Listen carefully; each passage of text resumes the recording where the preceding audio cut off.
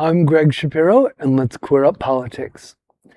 ACLU tracks more than 500 anti-LGBTQ state bills in ongoing legislative sessions. The American Civil Liberties Union released its updated 2026 legislative tracker documenting more than 500 bills filed in legislatures nationwide targeting LGBTQ+ civil rights.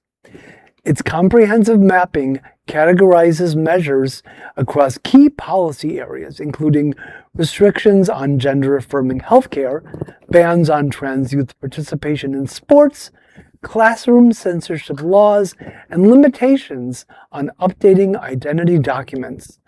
According to the ACLU's analysis, state legislatures have increasingly focused measures on restricting access to medical care and curtailing drag performances and public gender expression. While dozens of harmful measures have been successfully defeated through civil rights litigation and community advocacy, civil rights attorneys warn that the sheer volume of legislation creates a hostile climate for LGBTQ families. Emphasizing the civil rights implications of the national legislative push, the ACLU said, quote, "While not all of these bills will become law, they all cause harm for LGBTQ+ people." For LGBTQ+ advocates and constitutional scholars, the ongoing tracking highlights a critical imperative. Protecting equal rights requires continuous court challenges, grassroots advocacy, and federal non-discrimination standards to counter state-level rollbacks.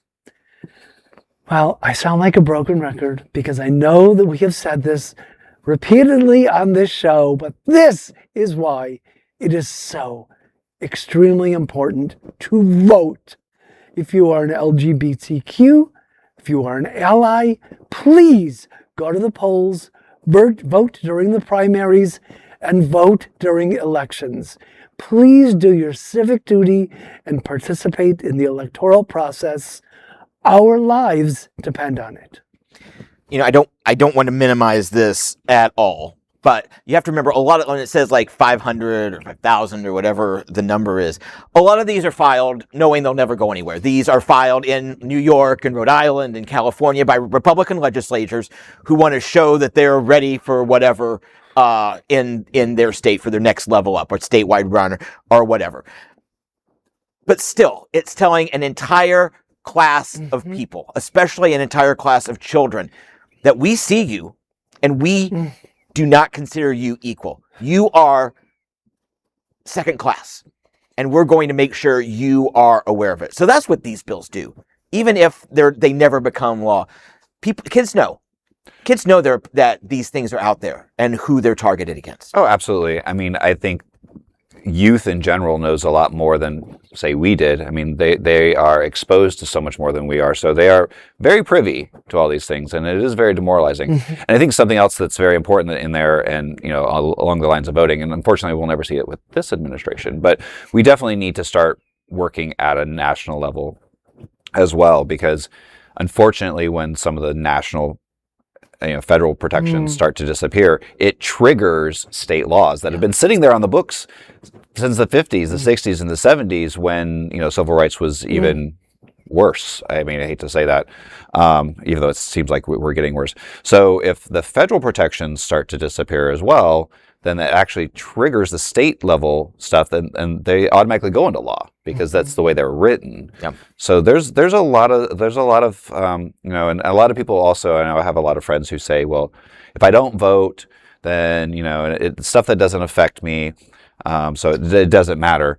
Or my vote doesn't matter because of the Electoral College, or my vote doesn't matter because I'm 1 in a billion.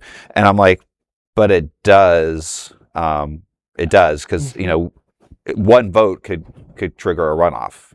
One vote can trigger a law to go into effect, and one vote could cancel my existence in this country as a gay man. One vote could cancel my protections from being fired because I'm gay. There's so many levels that one vote could trigger. So, this is definitely important, and to stay on top of not only your local, your state level, but, the national news as well. Vote. Definitely. Well, there is no other queer nonprofit media platform like this in the entire world. Support our LGBTQ stories by sharing them and subscribing to Queer News Tonight.